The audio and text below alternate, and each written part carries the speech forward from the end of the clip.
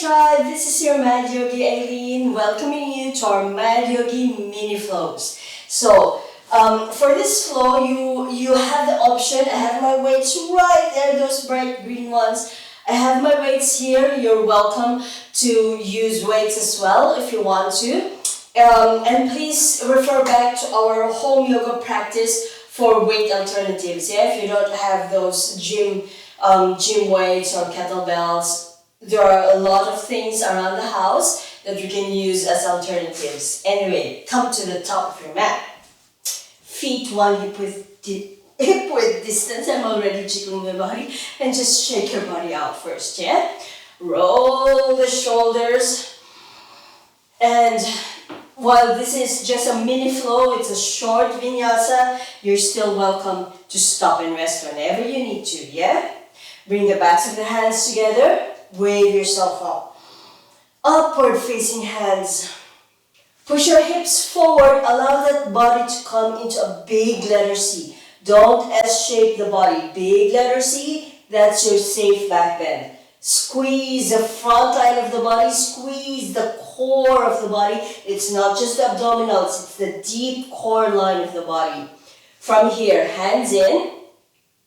Press your elbows in. Keep your elbows lifted, but make an effort to press them in, yeah? It lengthens out the side of your upper arms, the lateral deltoids. Knees bend, lead with the crown of your head, and come into your forward fold. Separate your hands, let the head go. Give your knees some slack. Don't lock them. Don't come into an overly straight shape with the knees, and with the backs of the knees pushing back, give them a micro bend. Deep full breath here. From your forward fold, bring your left leg to lift up and step it back. Back heel down on the mat. Front knee, it doesn't necessarily have to be in a 90-degree angle. That's a myth. As long as that front knee is not beyond your ankle, that's okay. You can pare it back even if you need to. And grab your weights. So you're in warrior stance, warrior legs, with or without your weights, yeah? I'm just showing you with weights right now. Backs of the hands together, strong front leg, wave yourself up, pushing through your legs, allow that spinal wave to happen, allow that arm wave to happen. So we're not rigid in our transitions, always soft in your transitions. From here, open up to the left side. Back foot points to the long horizon of your mat. That's the most accessible angle for most joint positions or joint shapes. And bring your arms into your open palm, warrior two. Pay attention to that front knee that it doesn't collapse in, yeah? So have an external rotation in your front hip joint so that front knee neutrally forward, not collapsing in. From here, bring your body weight to the back. Push through your front leg, bend your back knee, bring your arms in a cactus position. So just 90 degrees with the elbows, fingers pointing up, or of course, hold on to your weights if you have weights. So have this kind of position. Reverse warrior, or as I call it, a crouching warrior. Push your back leg, your left leg, bend your front knee, and arms back into warrior two. Front knee, never beyond your front ankle, yeah? Even pared back a little if you need to. Keep adjusting your stance as we flow to get your optimal articulation of your joints. And to the back. To the front, warrior two. Crouching warrior with cactus arms. Bend your back knee back into warrior two. How many is that? Two more. Crouching, cactus arms, and warrior two. Last one. Back to cactus arms and warrior two. From here, push through your front leg, your right leg. Turn on your heels, coming into an open palm, Vitruvian man. Bend your knees, soften your arms down, let go of your weights. so that you can come into claw hands. High on your claw shape, fingers or flat. If your wrists are okay, knees bent, pointing them out diagonally forward and let your head go. Breathing. Push through your legs, pair back, hands back on your weights, and turn on your heels. Left foot now points to the short horizon of your mat. Right foot points to the long horizon of your mat.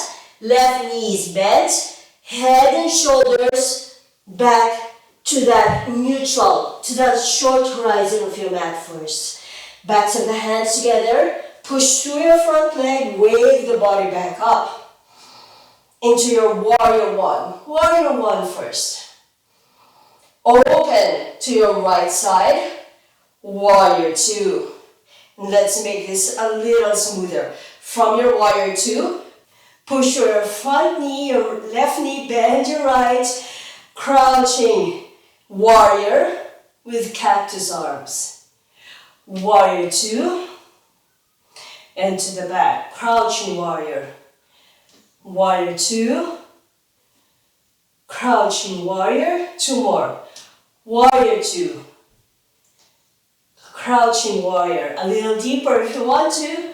Last one, warrior two, crouching warrior. Pushing back up, warrior two. From here, push through your front knee, your left leg. Turn your feet, turn your head, and come back into our Vitruvian man. Whew.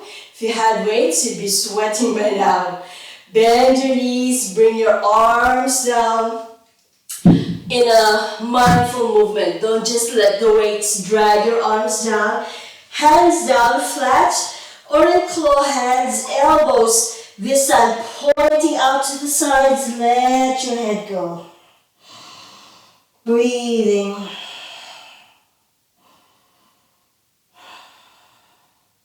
From here, hands flat to support our maneuver. Come down on the mat and now just turn back. Turn back to the top of your mat or to one of the short horizons of your mat and come into your extended child's pose. And let's have some extended child's pose waves here.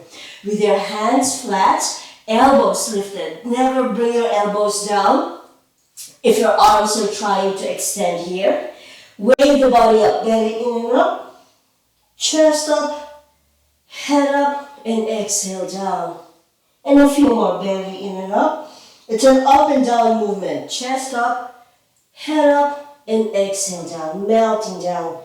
Belly in and up, hug and lift, sternum up, head up, looking forward, and exhale down. Last one, belly up. Breathe, chest up, head up, and exhale down. Wave yourself up so that you can look towards the top of your mat. Move your body weight forward, slide forward, and all the way down. That's what I was trying to say. From here, adjust yourself on the mat and flip over. If you have a ponytail like I do, please move it out of the way. From here, once your spine is securely down on the mat, your feet come close to your sit bones. Fingers barely touching your Achilles. Or if you're okay, if you've got that articulation, you can walk them a little closer to your sit bones. Arms flat on the mat, fingers pointing away. You're pressing the length of your arms into the mat. You're tilting their hips and you're just pushing through your legs, through your scapula, walking them under the body, just a low bridge. Yeah, not very high. A low bridge. By the way, don't do what I just did and turn to the camera. Look up towards the ceiling, anchor your head. And I know you might be tempted to look towards your screen, but keep looking up. Exhale, wave the spine down. Good. Hug your knees in. sacroiliac joint massage. And we'll have 2 more sets of that. And again, I know that some learning styles is more visual, but for this one, please try to just keep looking up towards the ceiling. It's to protect your neck. If you want to watch this bit first before doing it, you're welcome to do so as well. Feet down, set your alignments once again, arms beside the body, tilt your hips and push up through your legs. Then walk your scapula under your body if you want a little bit higher, but we are sticking to a low bridge. Breathing. Exhale, roll down. We're going to make this smooth. Heels up, knees close to the chest. Just bend your elbows to hold on to your knees and squeeze in. Good. Last one. Feet down, arms beside the body. Tilt the hips, and once your hips lift off, anchor your head down. Don't turn your head, because there's a lot more weight on your upper body here. Exhale all the way down. Once your sacrum is down on the mat, now you can turn your head, as I did earlier too. Hold on to your knees, hug them in. Roll your knees, sacroiliac joint massage. Really important to bring balance, equilibrium back to the SI joint. From here, feet down on the edges of your mat. Yeah, so feet wide. Arms are already relaxed in your Shavasana. Arms a little wider, yeah, a little far from your body to encourage that external rotation in your glenohumeral joint. If your lower back isn't happy with your legs extended, keep your knees bent, feet on the edges of your mat, as I said, and bring your knees together in the middle without moving your feet. So create a tent with your legs. And stay here for your Shavasana. Close your eyes. But if your lower back is okay with your legs extended in a full Shavasana, separate your legs once again. And in that next long exhalation, lengthen your legs down on the mat. Allow your feet to flop to the sides. Relax your joints. And melt into your Shavasana.